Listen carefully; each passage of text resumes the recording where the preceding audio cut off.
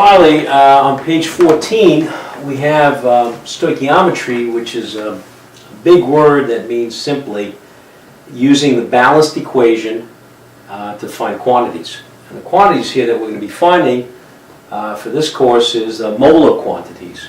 You want to remember that the coefficients represent moles. So in this equation here, which has to be balanced if you're going to use it, the 4 FEs really represents 4 moles of iron. And the 3 O2s are 3 moles of oxygen to produce 2 moles of Fe2O3.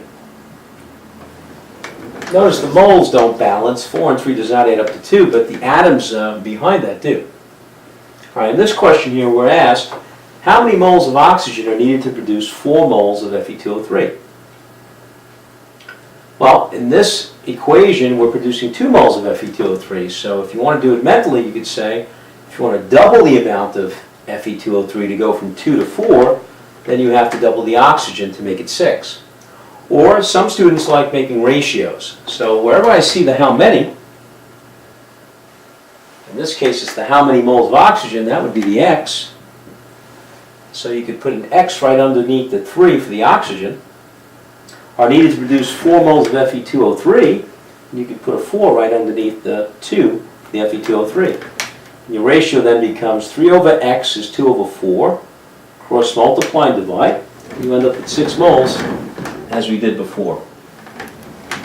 So just simply set up the ratios if you're a ratio person, or you can multiply it out. And again, you probably did more than this in your course with stoichiometry, but for the Regents, all you're doing is simply mole-mole problems. Maybe in class you went as far as to do from moles to grams, but not on the Regents. And then, to finish this up, let's talk about the types of reactions. There are 4 main types of reactions. You have A and B uniting to give you synthesis, AB. If A and B were to separate or split up, then you would get AB decomposition. If A replaces B in this compound to hook up with C to produce AC and now B by itself, that would be a single replacement.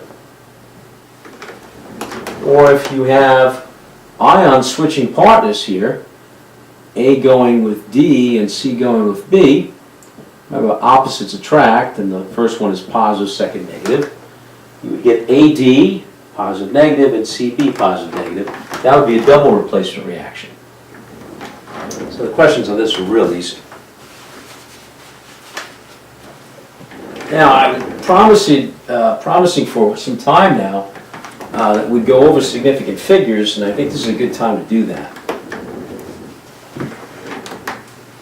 So when we do calculations, the question is, when are zeros significant or not? What are they actually measured? Well, first of all non-zero digits, if they're not zeros or significant, they are actually measured. And then, to find out whether or not zeros are significant or not, in a number, you find the non-zeros first. And then zeros to the left of non-zeros are never significant. And zeros in the middle of non-zeros are always significant. And zeros to the right of non-zeros, not decimal points, are significant only if a decimal point appears somewhere in the number. In this case here, these are to the right, and a decimal point has appeared, so these are significant too. So counting the zeros, and of course the non-zeros, this number would have 6 significant figures. Now let's practice with these. So we have a 5, which is clearly significant, and zeros to the left, which are not, so that's 1 significant figure. The zeros here, therefore, are placeholders, and this 0 here, which we always write before decimal, simply calls attention to the decimal. Now again, we have a non-zero and then a 0 to the right, and a decimal point has appeared, so this would be 2. For the 500, there is no decimal point, so don't assume a decimal point, so this would be only 1. The 500 point, which is quite different, now we have zeros to the right, and a decimal point has appeared. Now all three numbers are significant. And here, again, zeros to the right of a non-zero, and a decimal point has appeared, including this 0. You'd have 1, 2, 3, 4 significant figures. So the reason we learn about significant figures is so that we can calculate precisely, which means that we can come up with the same answer. Everyone comes up with the same answer without a doubt, following a certain set of rules.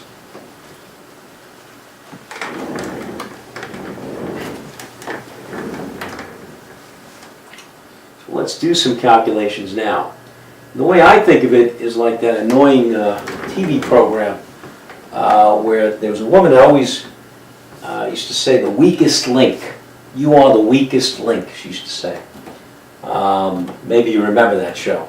She's very annoying. Anyway, when I have a chain of data, what I need to find is the weakest link in that chain of data, because that's going to determine how strong my answer should be.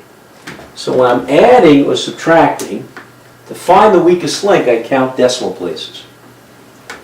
And in this case here, this chain of numbers, since the 5.2 has only one decimal place, that's my weakest link.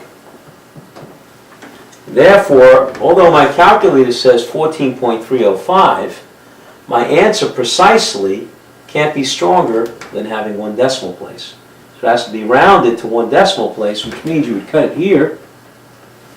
And so 14.3 would be the precise answer. Okay, let's try doing this now.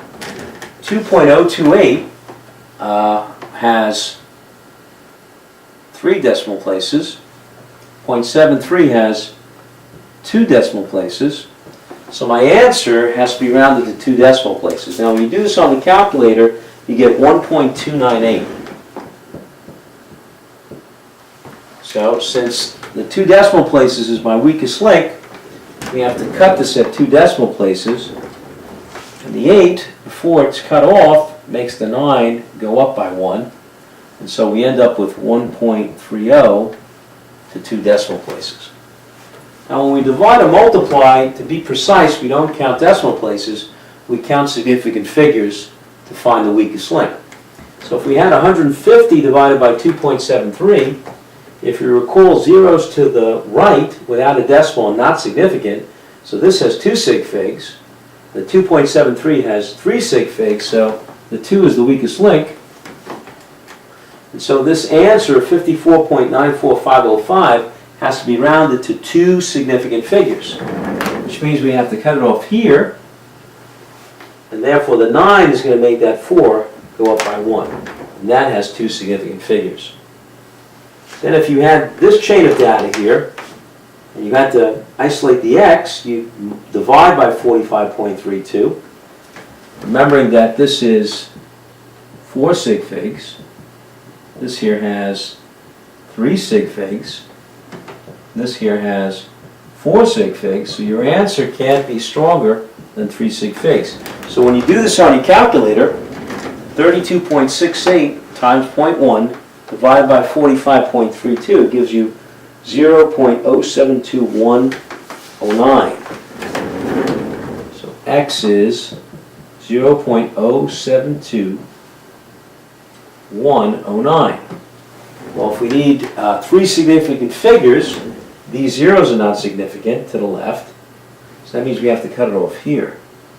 The final answer precisely would be 0.0721, the 3 significant figures.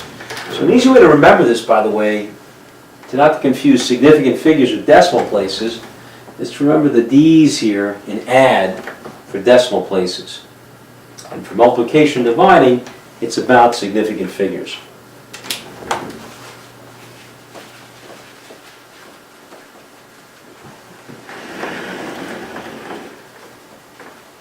Okay, last point. If you look in the back of your reference tables in Table T, Let's do a problem with percent error.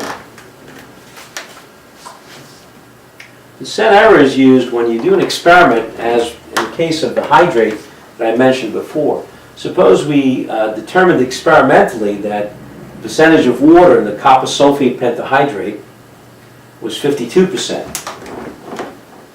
So if that's the experimentally measured value of 52, the accepted value, which is based on the formula of the copper sulfate pentahydrate we calculated before, was 36. So to express that error as a percentage, it would be percent error is the measured value, the 52, minus the accepted value over the accepted value times 100. What I'm going to do here too is I'm going to use an absolute value here so I don't run into any negatives. And right here too. To do this calculation, what you would do is 52 minus 36 divided by 36 times 100. And the 100 is part of our definition, so it doesn't affect the precision of our answer. And you should get 44%. Okay, let's do some problems, some more problems in mathematics, some multiple choice problems. So you can go ahead of me and start doing those if you like.